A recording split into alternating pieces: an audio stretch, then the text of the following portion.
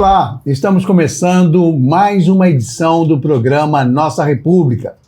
Toda segunda, às 7h30 da manhã, você tem um encontro marcado na TV Pantanal com um programa inédito. Nossa República está também no canal do YouTube, nosso canal no YouTube, no site www.nossarepublica.com.br e nas nossas redes sociais. Na edição desta semana, vamos conversar com o Procurador de Justiça, professor da UFMT e associado do Instituto Histórico e Geográfico do Estado de Mato Grosso, o IGHMT, professor Dr. Alexandre César. Na pauta, o zonamento socioeconômico ecológico de Mato Grosso. Professor Alexandre César, seja muito bem-vindo à Nossa República. Muito obrigado por ter aceitado o nosso convite. Eu que agradeço pelo convite, é um prazer poder estar aqui. Eu acompanhei, como eu estou há muito tempo na estrada, e eu acompanhei lá quando começaram os trabalhos do zonamento socioambiental, ecológico em Mato Grosso, muito antes das discussões do Código Florestal Brasileiro, enfim. Se imaginava que isso já estivesse absolutamente consolidado, com o Mato Grosso devidamente zoneado e com o zoneamento funcionando, como se imaginava no início. Não está? Como é que está a situação do zoneamento, professor? Infelizmente não, Mauro. Os esforços foram grandes, os investimentos foram significativos, mas passados aí 30 anos desse tema sendo debatido aqui no estado e no país, Mato Grosso ainda é um dos poucos estados do Brasil que não possui esse instrumento de planejamento e ordenamento territorial, que é uma exigência legal, não é? E uma exigência constitucional. Da Constituição e as legislações, o próprio novo Código Florestal estabeleceu um prazo, né, em 2012, de 5 anos para que os estados que não possuíssem os zoneamentos na escala devida, que pudessem fazê-lo, e Mato Grosso, mesmo assim, já passamos os 5 anos, foi 2017. Nós tivemos uma revisão do Código Inicial, não tem? Várias. A Assembleia já deu uma mexida, uma flexibilizada. Várias mudanças na legislação ambiental, não é? Mas o zoneamento em si, mesmo aprovado e sancionado pela Assembleia Legislativa, acabou, por conta de uma série de consequências das tratativas no processo de elaboração, de discussão, acabou sendo judicializado, e a Justiça entendeu que era inconstitucional aquela lei e declarou essa inconstitucionalidade. Então, nós aprovamos a lei, uma lei que foi produzida depois de muito debate, mas com virada de mesa de última hora, né? Já se diz que leis e salsichas é melhor não saber como são feitas. Né? E essa que eu participei como relator, quando era deputado estadual, ainda de forma mais gritante, né, trouxe essas contradições do processo legislativo, do poder econômico, e que muitas vezes suplanta a base científica, o debate público, a participação da sociedade, e foi isso que levou à aprovação de uma lei que foi declarada inconstitucional pela Justiça, porque de fato não seguia as regras estabelecidas pelo governo federal para a elaboração desse tipo de instrumento, e que acabou consumindo, né, todos esses recursos e que agora nos... Agora retomado, o trabalho está sendo retomado agora. Então, quando já no período em que a ação foi uma ação civil pública movida pelo Ministério Público Estadual, que acabou levando à declaração da inconstitucionalidade daquela lei. Naquela época já se começou a ter uma mobilização no sentido de que era necessário rediscutir o tema, não é? E vários esforços foram feitos. Mas só em 2015, 2016 é que essa discussão voltou à tona, não é? No governo Pedro Táxi, depois da COP21, foi feito um compromisso de que Mato Grosso ia retomar a discussão para a elaboração do zoneamento socioeconômico ecológico. Em 2016 foi montada uma nova comissão estadual para discutir o tema, o trabalho foi realizado, até que em 2018 um novo projeto foi apresentado. E esse projeto era para ser submetido à discussão pública, mas se entendeu que havia necessidade de alguns ajustes, não é? E ele foi sobrestado. E só em 2020, não é? Depois de meses da posse do governador Mauro Mendes, é que a gente voltou a discutir esse tema. Foi montada uma nova comissão, uma nova legislação para regular o trabalho dessa comissão, e desde então tem ocorrido esses trabalhos, essas discussões, que agora ganharam, nos últimos 2 anos, o incremento da Universidade Federal de Viçosa, que foi contratada para poder fazer a revisão daquele projeto de 2018, e apresentar um novo projeto para ser discutido e esperamos aprovado, pelas instâncias competentes. Professor, não é muito tempo para debater um assunto tão relevante? É porque é o seguinte, eu estou chegando, é preciso ser muito inteligente para observar que as coisas vão mudando, né? O cenário ambiental vai mudando, o cenário econômico vai mudando. Aliás, Mato Grosso mudou nos últimos 10 anos de uma maneira extraordinária, né? As coisas vão acontecendo e daqui a pouco parece, a impressão que eu tenho, a sensação que eu tenho, com essa demora, nada vai se dar em função do zoneamento. Vai acabar o zoneamento tendo que se adequar às mudanças que já ocorreram, não é isso? Me parece que essa é a aposta, inclusive, de um dos setores que atua na sociedade, na política e especialmente na economia do Estado. Tem um zoneamento que só seja um legitimador dos fatos consumados. É uma disputa de projeto, de modelo de desenvolvimento, das perspectivas de futuro, do que se concebe como sustentabilidade do ponto de vista econômico, social e ambiental. E tudo isso influencia nesse processo. Então, quanto mais tempo a gente demora para ordenar o território, mais desmatamento ocorre, mais avanço, mais situações se consolidam de ocupação no território em áreas que não são necessariamente vocacionadas para aquele tipo de atividade, mais pressão ocorre sobre territórios protegidos, como áreas indígenas, terras de quilombo, unidades de conservação. Então, tudo isso acaba gerando um caldo, não é? Que pode levar à insustentabilidade do próprio modelo. Mas, para mim, é uma visão equivocada do papel do zoneamento, né? Ele se chama zoneamento, na lei, ele se chama zoneamento ecológico-econômico. Aqui em Mato Grosso nós ainda colocamos o sócio econômico-ecológico. Isso quer dizer, ruim, isso quer dizer o quê? Nós queremos de olhar a sociedade, olhar a pessoa no local é interessante, é importante. Exato, né? Você tem que conciliar todos os interesses, né? Você tem que conciliar todas as possibilidades de uso do território. E isso não pode, em hipótese alguma, esquecer os direitos daqueles que chegaram aqui antes da gente, né? Daqueles que têm os seus modos de vida tradicionais, que estão perfeitamente adequados, não é, à atividade produtiva naquelas regiões. Não é só o modelo do agronegócio, desse modelo que é dinâmico, que faz de Mato Grosso uma grande potência do ponto de vista econômico, que é suficiente para contemplar todas as vertentes. Nós precisamos também respeitar os direitos daquelas populações que têm os seus modos de vida consolidados no tempo, e que são importantes, inclusive, para dizer o que somos nós, qual é a nossa identidade. Sem contar as questões ambientais propriamente ditas, né, da necessidade de preservação mesmo. Né? Porque hoje tem uma conversa tão maluca de se transformar o que era floresta, o que é floresta em cerrado, umas coisas assim, só a propósito de aumentar a possibilidade de desmatamento e de utilização. E isso que nós temos uma área considerável de terra que pode ser reaproveitada para a área de agricultura, que eram as áreas de pastagem degradadas, que são milhares e milhares de hectares de terra que estão disponíveis, né?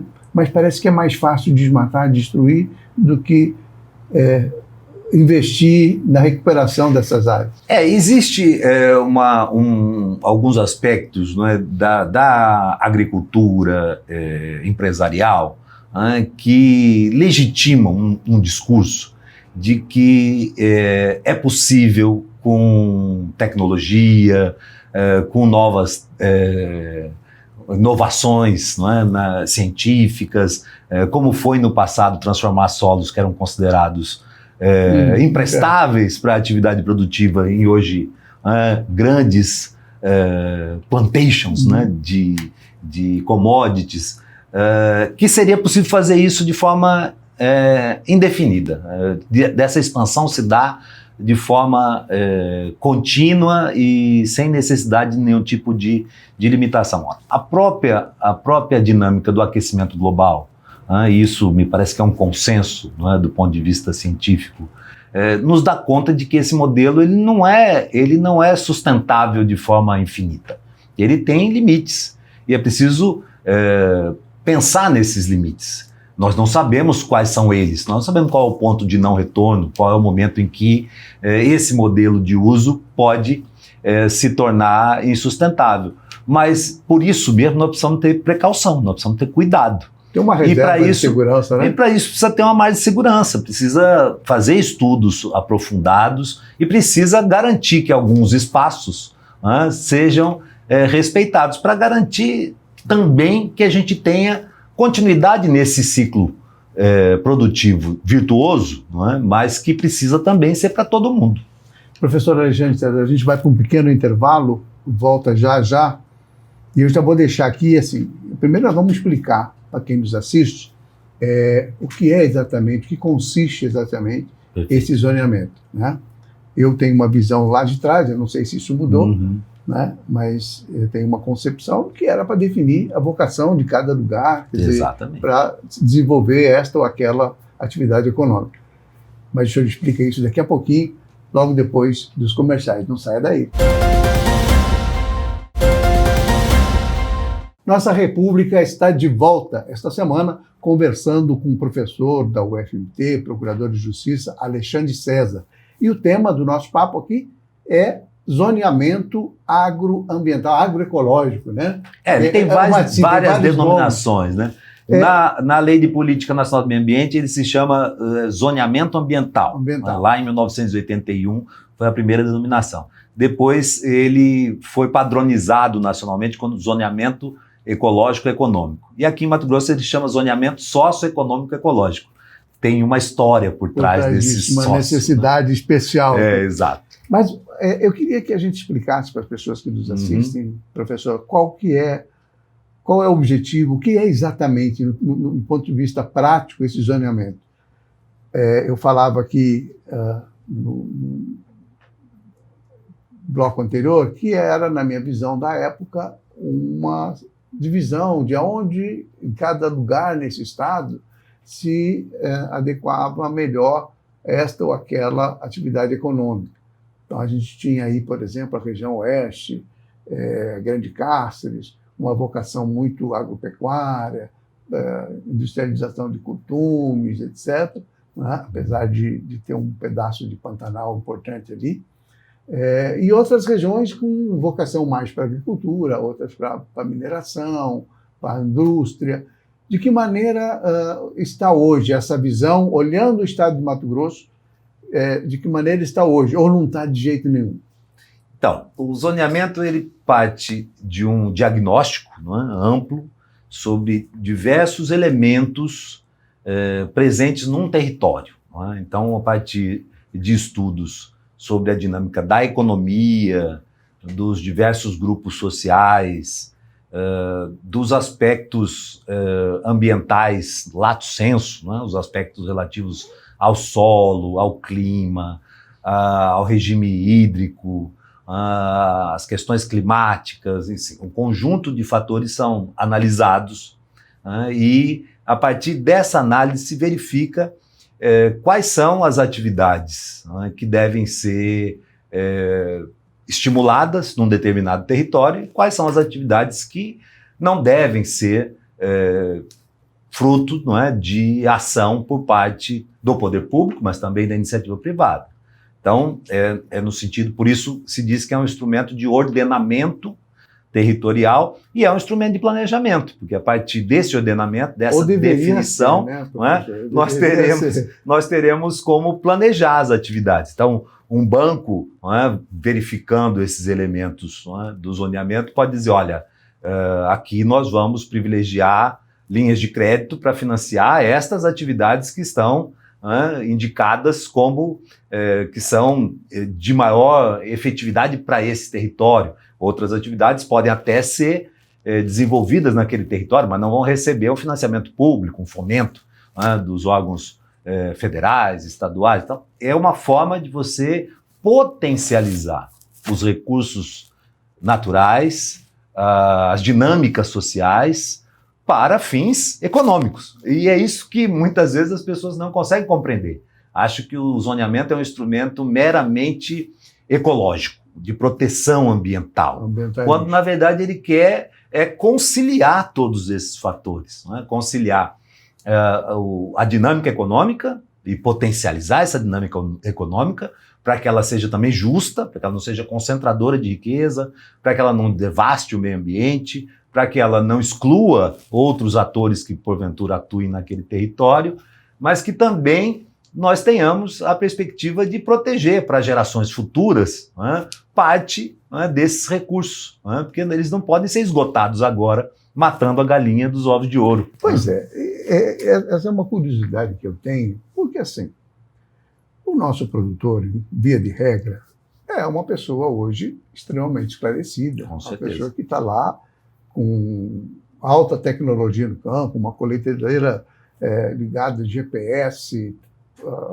enfim, com um computador do lado, conectado com a Bolsa de Chicago, etc. Quer dizer, você tem muito conhecimento à disposição, né? Com a colocação de fertilizante em lugar certo, de correção de solo no ponto exato. Quer dizer, você tem muita tecnologia disponível no campo, com equipamentos valiosíssimos, né, sob o ponto de vista do custo deles. E, no entanto, me parece que a visão sempre tem uma certa dificuldade. Ao mesmo tempo que o campo em Mato Grosso tem uma grandiosidade, tanto do ponto de vista da produtividade, da tecnologia, do comércio exterior, não consegue ter a mesma grandeza sob o ponto de vista da sustentabilidade ou do ponto de vista ambiental e, pior, do ponto de vista humano, dessas comunidades indígenas, enfim, que a gente observa que já estão no lugar deles sempre, né? Mas que são cada vez mais empurradas para, via desmatamento, via queimadas ilegais, etc., para um outro patamar, para uma redução de território e uma luta jurídica e política no Congresso Nacional com relação ao marco legal, né, da demarcação temporal dos povos indígenas. Povos indígenas. E está aí, está em discussão ainda, não acaba, né? Essa coisa não se mantém. Por isso que eu não culpo muito o nosso parlamento de segurar um pouco o zoneamento, porque eu acho que até hoje a gente está discutindo uma coisa que é absolutamente, me parece, concreta, uma verdade que não se pode mudar. Quer dizer, querer imaginar que os povos indígenas invadiram as propriedades rurais atuais é uma coisa meio maluca, né? Porque é só assim para conceber a ideia de que eles não podem ficar ali. Mas o que eu ia lhe perguntar é o seguinte: da questão dos problemas climáticos e também dos problemas comerciais que essas lavouras enfrentam por conta do desmatamento e das queimadas ilegais. Você tem uma reação internacional a isso, que tem um discurso, uma narrativa que sempre diz: não, eles querem impor, já desmataram lá e aí querem meter o bedelho aqui. Essa coisa, esse discurso nacionalista que é um pouco demodé no sentido de ambiental, pelo menos, né? Uhum. E como é que o senhor vê isso? Tem como parar, quer dizer, o campo hoje tão tecnológico, tão avançado, tão produtivo, tendo uma postura tão primitiva em relação ao meio ambiente? Eu penso que há aí, você falou uma palavra que está bem em voga, né? Narrativa, né? Acho que há narrativas. Infelizmente, mesmo que há quase um século no Brasil tenha se mudado a perspectiva da mudança do indígena para que ele seja civilizado, ou seja, para que ele incorpore os nossos valores, né, os nossos modelos, os nossos modos de vida. Aliás, existe um grande ainda esforço existe em uma Mato Grosso. narrativa, ainda existe uma narrativa para que isso aconteça, né, que o indígena ele deve ser incorporado, não é, ao nosso modelo de sociedade, porque o modelo de sociedade em que ele vive é atrasado, né, é um modelo da miséria. É de fato um modelo que, se não tiver o respeito de todos que integram, não é, uma determinada sociedade, ele pode sim levar à miséria, ele pode sim levar à exclusão, pode sim levar a um modo de vida que não é digno, não é, para ninguém que faça parte dessa sociedade. Agora, o direito de escolha tem que ser assegurado, né? E é exatamente isso que algumas narrativas querem negar. Eu não penso que seja uma unanimidade, né? Mas eu penso que há muitos que ainda reproduzem essa lógica, como reproduzem a lógica de que o aquecimento global é uma bobagem, como constroem narrativas no sentido de dizer que a gente sempre vai conseguir encontrar soluções, né, para os problemas ambientais. Que a Terra é plana. Entre outras coisas. Né? Mas é evidente que existe uma demanda fática.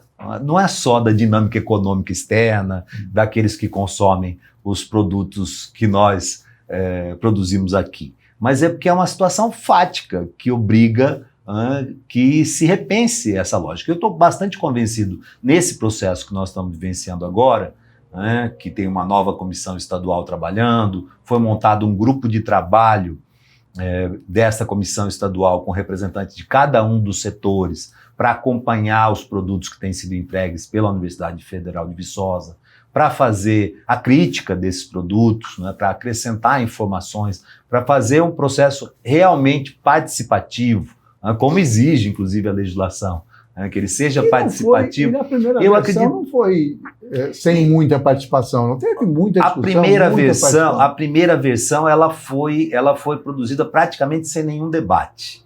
A primeira versão que foi levada à Assembleia Legislativa não teve quase nenhum debate com a sociedade. Ela foi submetida à comissão estadual que foi constituída à época, e a comissão estadual, que era de 47 membros, por 46-1, aprovou o projeto. Só o representante da FAMATO que não votou favoravelmente o projeto. Esse projeto foi para a Assembleia, isso ainda lá na década dos anos 2000 ainda.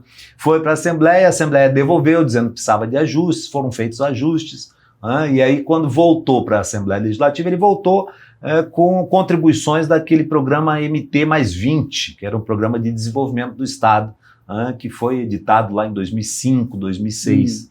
Mas não foi o debate do zoneamento em si, foi um projeto voltado ao desenvolvimento do Estado, sem levar em consideração os elementos técnicos e os elementos técnicos que existiam no estudo que foi feito.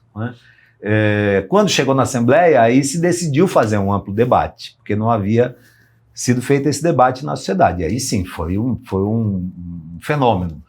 Mais de 50 mil pessoas participaram de audiências públicas, de seminários temáticos. Nós conduzimos esse debate de forma, claro que com grandes conflitos também, com grandes tensões, mas um debate que teve uma participação ampla. Eu penso que até maior do que o que aconteceu na Constituinte de 1989. Foram 16 audiências públicas, seminários temáticos, eram transmitidas pela TV Assembleia. Então foi um debate bastante significativo, contaminado com algum grau de desinformação já naquela época, mas que acabou sentindo quais eram as demandas da sociedade. A partir daí que a gente elaborou o primeiro substitutivo, que eu relatei.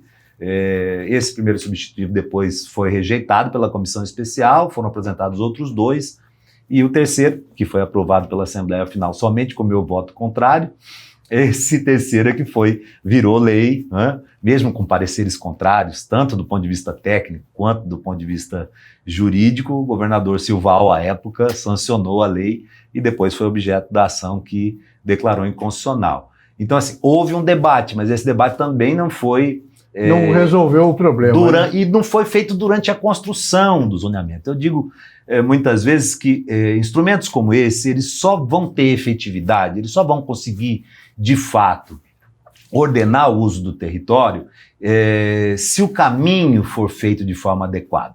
Às vezes o caminho é mais importante que o resultado final. Por quê? Porque o zoneamento a cada 10 anos ele tem obrigatoriamente que ser revisado. Ele não é uma cláusula pétrea, ele não é um instrumento imutável. Ele vai ser revisado a cada 10 anos. A Comissão Estadual continua trabalhando com representação ampla da sociedade, do governo, dos povos indígenas, dos produtores rurais, de todo mundo, das universidades, e analisando a implantação desse instrumento. Então, é um processo dinâmico que tem que ser participativo, porque se ele não for participativo, o resultado, muitas vezes, ou atende só um segmento, ou chega em lugar nenhum, como foi essa última experiência. Sendo. E é ruim, né? Porque a gente vê hoje, por exemplo, a minha preocupação, como alguém que observa, eu fico muito entusiasmado com o desenvolvimento do Estado. Né? Sim, todos nós. No tempo que eu cheguei aqui, quer dizer, você tinha grande parte do Estado com energia base de óleo diesel, cidades importantes do Estado, como Sinop, por exemplo, Alta Floresta, etc., tocando com geradores de energia a óleo diesel, cerrando o expediente 10 horas da noite. Era a visão do atraso, né? E esse processo todo de desenvolvimento é importante para o Estado. Acho que todas as cidades, todas as regiões, de uma maneira ou de outra, elas vêm assumindo um outro contorno. Porém, eu vejo que sem o zoneamento, sem um ordenamento, o que está acontecendo hoje de estradas, de abertura de novos caminhos, de novas rotas, de novos polos de desenvolvimento, a maioria deles centrado na agricultura de exportação, etc., às vezes não atende nem do ponto de vista climático, né, de um futuro próximo, que vai ser prejudicial até quem investiu nisso, e também não atende minimamente à manutenção de um Estado que hoje se arvora de falar que preserva 60% do seu território. Então, isso é uma questão importante. Se preservar 60%, se isso for efetivamente uma verdade absoluta, há controvérsia. Mas, se for uma verdade, nós temos um grande patrimônio que não pode mudar, que tem que se manter nesse jeito. Mas a gente vai para mais um intervalinho, volta e vamos seguir desse ponto, falando sobre a efetividade do zoneamento, nesse contraponto com o que vem sendo feito do ponto de vista do desenvolvimento econômico, da infraestrutura do Estado. Não saia daí, que eu volto no instante só. Nossa República está de volta esta semana conversando com o professor, doutor, procurador de Justiça de Mato Grosso, professor lá da UFMT, Alexandre César. E a gente trata de um tema muito relevante para o Estado, para Mato Grosso, porque é um Estado que, na minha visão modesta, tem um valor enorme, do ponto de vista da produção agropecuária, campeão na produção de grãos e fibra, e na produção de carnes, etc., e, ao mesmo tempo, com uma responsabilidade enorme na preservação das populações indígenas e das suas riquezas ambientais. Temos aí o Pantanal, a floresta, o cerrado, etc. Essa compatibilização parece que vive sempre numa eterna queda de braços, porque sempre querem avançar sobre aquilo que num futuro próximo, se já não hoje, o maior patrimônio do Estado, que é exatamente a sua condição ambiental de preservação de um percentual significativo de sua área territorial. Como é que o senhor avalia essa questão? Eu acho que você tocou num ponto central, que é o caráter único que é Mato Grosso. É um estado com 3 biomas, que são significativos do que é o patrimônio natural do nosso país, da diversidade biológica existente, com a riqueza de espécies que podem ser utilizadas na pesquisa, no desenvolvimento de novos fármacos, no beneficiamento de alimentos, ou seja, nós temos um potencial, não é, ambiental único, quem sabe, no planeta, não é, com a conjunção desses 3 biomas. A meu ver, é o maior ativo que Mato Grosso tem. É um ativo fantástico. É mais importante, inclusive, que se produz de commodities. Nós temos depois uma diversidade cultural e social que também é única. Não é? A posição geográfica de Mato Grosso fez com que diversos, e também políticas que foram desenvolvidas ao longo dos anos de proteção dos povos indígenas, mas também da garantia, mesmo que ainda bastante limitada, dos quilombolas, dos pantaneiros, dos ribeirinhos, dos seringueiros. Nós temos uma conjunção de povos, de populações originárias e tradicionais que também têm características únicas no nosso país e, quem sabe, também no mundo. E depois esse potencial produtivo que é extraordinário, que é uma coisa que globalmente faz a diferença. Mato Grosso hoje tem um papel estratégico na balança comercial do país, mesmo com a população relativamente pequena comparado com outros estados, tem um peso na nossa economia que é bastante significativo. E é preciso, penso eu, conciliar todos esses fatores, porque todos eles são riquezas do nosso estado. E aí acho que a gente tem que fazer uma comparação, inclusive com o que a gente está vendo todo ano acontecer no estado que é co-irmão, vamos dizer, de Mato Grosso, porque parte da nossa população é originária desse estado, que é o Rio Grande do Sul.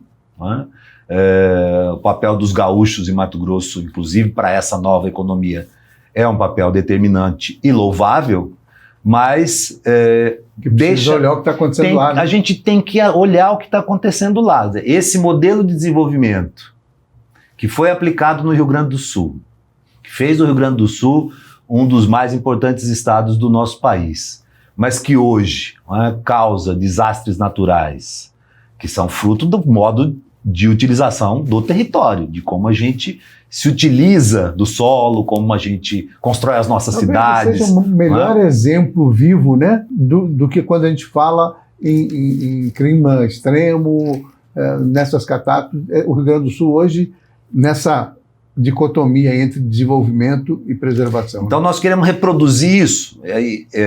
Temos que fazer essa pergunta também para os gaúchos que lá permanecem.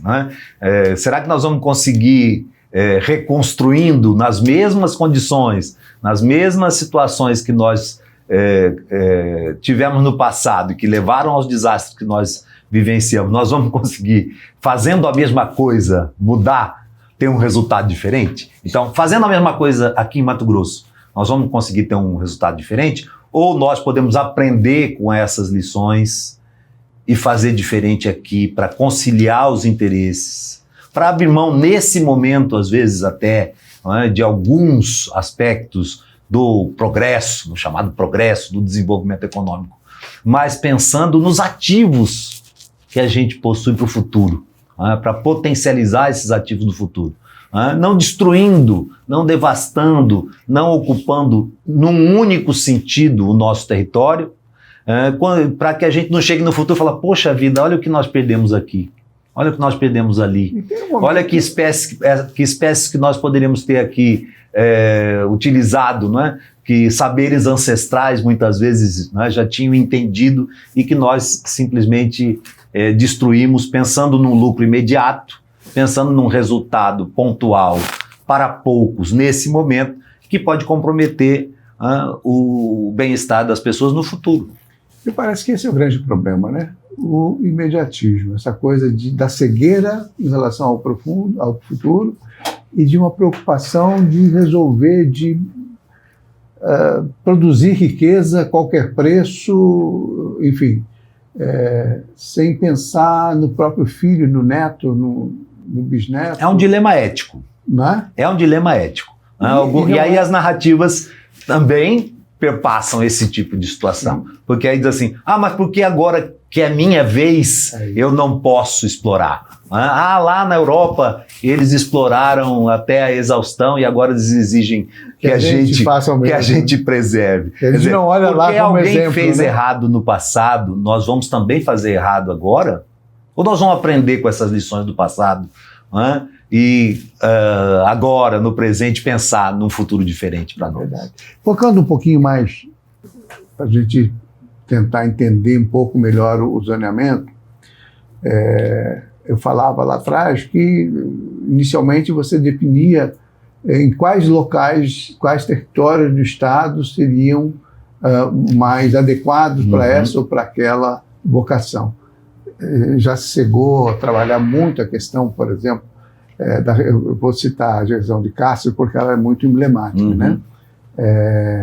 Aquela região tem essa coisa do porto, tem essa coisa da produção pecuária, da possibilidade de se transformar, quem sabe, um dia num forte polo de produção de calçados, por conta justamente da questão pecuária, né? Então se imaginava que essa região teria que trabalhar nesse sentido, nesse caminhar, né? De preservação do Pantanal, etc., mas ao mesmo tempo respeitando uma vocação centenária e que de uma forma ou de outra estava adequada à questão do processo ambiental. Já se tinha muita dúvida sobre a questão do norte do estado com relação à floresta, enfim. Esses interesses todos que contrariados pela possibilidade de terem que absorver limites ou se submeter a limites, né? Isso tudo me parece que dá que acabou empurrando o Estado por um caminho frenético de desenvolvimento. Vamos aproveitar enquanto tem tempo, enquanto dá, né? Vamos queimar, não tem campanha, a gente fala de queimada ilegal todos os anos, campanha, satélite para vigiar, não sei o quê, e continua queimado, né? Ainda que possa ter, eventualmente, uma redução de um ano para outro, mas nós continuamos queimando, né? Então, eu queria, para a gente encerrar aí essa nossa conversa, uma avaliação mais o que Mato Grosso deveria... Hoje nós estamos vendo indústria no Médio Norte, nós vamos com o Lucas desenvolvendo indústria frigorífica, indústrias de etanol, etc. Cáceres ainda com uma vocação, embora pecuária seja o porte, mas ainda com uma vocação mais para serviço, a cidade em si, né? com educação, escola, sim, etc., formação, graças à Unimat, que para mim é uma bênção para Mato Grosso, a história dela e a ampliação dela. E eu vejo essas coisas com um certo inconformismo, professor. Eu queria resposta, quer dizer, quando é que nós vamos parar e usar a cabeça e pensar de uma maneira correta? Sem paixões, sem interesses financeiros. O zoneamento não é uma panaceia, né? Ele não resolve todos os problemas, mas ele é um instrumento que pode ser um espaço de diálogo, de articulação dos interesses, exatamente para que a gente possa definir o que é prioritário em cada região, né? E aí estabelecer zonas, né? Zonas que são voltadas para atividades produtivas, e dentro dessas zonas, subzonas onde você vai ter, em razão de características tanto econômicas, sociais, como também as suas próprias características ambientais, você vai ter diretrizes específicas para essas zonas. Estas diretrizes, e também você vai ter zonas que são para áreas protegidas, para áreas que devem ser preservadas ou utilizadas, de forma sustentável, chamadas unidades de conservação de uso sustentável. Admitem o uso, admitem a atividade produtiva de diversas naturezas, mas de forma adequada, com os limites que são nela estabelecidos. E a partir dessas diretrizes que são fixadas por conta desses aspectos técnicos, e aí são escolhas que são políticas, mas que também têm um fundamento técnico-científico. Você pode definir a potencialização dos recursos, tanto financeiros quanto dos recursos naturais. Esse é o processo virtuoso que o zonamento pode produzir. E com isso, a gente pode estabelecer o melhor, o nível máximo, não é, de produção que cada zona e subzona comporta. Não é? Não quer dizer que outras atividades que não estejam indicadas nas diretrizes não possam ser realizadas, exceto, é claro, naquelas que a própria lei, né, diz que não pode. Então, num parque estadual, num parque nacional, você não pode ter lavoura, você não pode ter, não é, uma atividade produtiva intensiva, embora na prática, ainda aconteça. Né, nós temos aí o cristalino. Ainda aconteça, aqui, muitos estão ainda sem regularização, não quer dizer que eu concorde com essa moratória da criação de unidade de conservação, a meu ver, inconstitucional, né, que foi estabelecida por emenda constitucional pela Assembleia. Mas nessas zonas, nessas subzonas, nós podemos potencializar essas atividades e, com isso, evitar de pressionar áreas que são frágeis, áreas que são de recarga de aquíferos, áreas que são cabeceiras de importantes corpos hídricos, né, que são fundamentais para a sobrevivência não só humana, mas de todas as espécies que habitam naquela bacia hidrográfica. Então, é uma forma de você potencializar o uso e, potencializando o uso, você não generalizar uma forma de produção que possa ser degradadora. Então, é uma perspectiva que me parece hoje, pela experiência que a gente está vivendo, tanto no grupo de trabalho da Comissão Estadual, quanto na própria comissão, nos debates que a gente tem participado, é a minha área de pesquisa, não é, na universidade também. Agora, no Instituto Histórico e Geográfico, fui admitido ano passado, nós estamos desenvolvendo um projeto lá no Instituto, e queremos trazer o Instituto também para debater. Já foi montada uma comissão no interior do Instituto para contribuir com o zoneamento, geógrafos, cientistas sociais, produtores. O Instituto é muito eclético, né? Ele é muito diverso, é um espaço extremamente rico, que pode dar uma contribuição importante também para essa discussão. Quer dizer, articulando todos esses atores, a gente poder chegar num produto que eu hoje estou convencido, é possível, não é? Não vai ser um modelo, penso eu, não pode ser um modelo que seja contaminado por narrativas. Tem que ser um modelo que tem que estar baseado em premissas técnicas, científicas, em acordos políticos que possam fazer com que essa imensa riqueza e diversidade que a gente tem em Mato Grosso possa ser perene, possa ser contínua. A gente continuar sendo o grande celeiro do país e do mundo, um grande produtor, industrializar a nossa produção, isso é um caminho importante para a sustentabilidade, que a gente não continue expandindo de forma indefinida a produção de commodities, mas que a gente agregue valor nessa produção, que a gente aumente a produtividade, gere mais emprego, mais renda, que a gente possa distribuir essa riqueza que está sendo gerada aqui para o conjunto da população e que a gente possa ter isso de forma contínua, respeitando também os direitos socioambientais das populações tradicionais. A gente, professor, vai voltar a conversar, porque tem muita coisa importante que ficou de fora desse nosso papo. Eu queria, por exemplo, relacionar essa questão do zoneamento à questão do desenvolvimento econômico que se processa com a questão tributária, com a reforma tributária e as consequências dela para Mato Grosso. Porque, tenho certeza, vai afetar de uma maneira direta todo o sistema produtivo nosso. Né? Sim. A gente precisa... E essa é uma discussão que é extremamente relevante. Sim, nós temos que nos preparar, inclusive, para esse processo. E está bem aí. É um processo Quando que já está em curso. Não tem mais ICMS aqui, vai ter só em São Paulo, nós vamos mandar embora essas coisas daqui, e aí?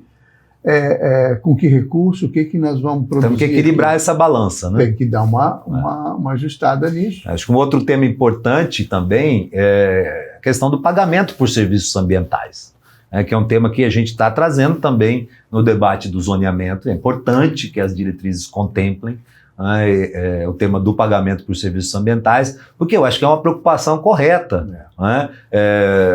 Nós temos, por conta dessa riqueza ambiental que Mato Grosso possui, dessa diversidade ambiental, Mato Grosso também tem que proteger mais. E se ele tem que proteger mais, isso também desequilibra na relação da produção econômica.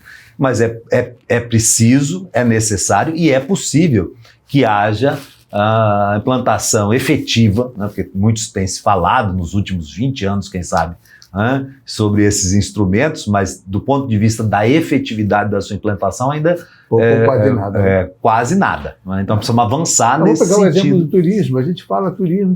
Outro tema importante. Que é um potencial, mas continua sendo tratado como um potencial para daqui a algum... O nosso patrimônio cultural, como eu falei, riquíssimo. E o estado inteiro cheio de nossas belezas naturais, que são atrativos turísticos, enfim. É uma diversidade de temas. Professor Alexandre César, muitíssimo obrigado pela sua participação aqui no Nossa República. Foi uma conversa muito boa. Fiquei feliz de vê-lo e feliz de ter esse papo que ajuda as pessoas, de alguma maneira, a pensar que é esse o objetivo do programa, do site, é ter essa perspectiva de, vamos falar sobre isso mais profundamente, vamos tentar pensar um pouco sobre o que está acontecendo. Brigadíssimo. Fica à vontade para a sua despedida aqui temporária e já eu vou acionar a nossa IEL para conversar de novo, né, sobre esse e outros temas que eu acho que são relevantes para Mato Grosso. Em primeiro lugar, Mauro, eu que agradeço essa oportunidade, né? É um tema que tem sido uma preocupação minha, tenho destinado meus estudos, não é, a minha qualificação profissional, também a minha experiência, né, com outras atividades nessa esfera, para tentar contribuir. Estou muito convencido de que hoje nós temos condições que são únicas para a gente construir esse instrumento e que ele realmente seja fruto de um consenso. Não é? Claro que algumas diferenças sempre vão existir, mas de um consenso no sentido de promover o desenvolvimento sustentável para todos em Mato Grosso. E quero me colocar integralmente à disposição para a gente poder voltar e debater esse tema, até porque agora estamos numa escalada, quem sabe até o final do ano tenhamos um novo projeto, e aí, é claro, toda a sociedade tem que estar envolvida, informada, e tomando as suas decisões para o que virá para o futuro. Muito obrigado. Nossa República vai ficando por aqui até a próxima semana com uma outra conversa tão importante quanto essa com o professor, procurador Alexandre César. Um grande abraço a todos e até lá.